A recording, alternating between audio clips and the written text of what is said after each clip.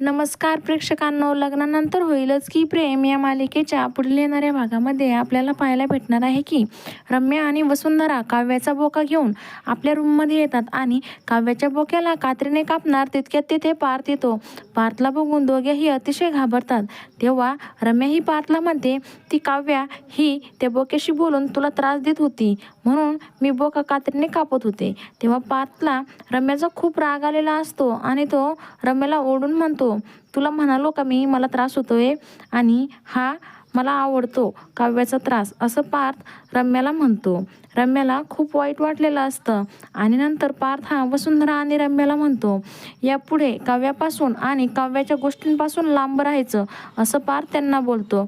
तर आता लग्नानंतर होईलच की प्रेम या मालिकेच्या नवनवीन अपडेट्स पाहण्यासाठी आपल्या चॅनलला लाईक करा, शेअर करा आणि व्हिडिओ आवडल्यास सबस्क्राईब करायला विसरू नका. धन्यवाद.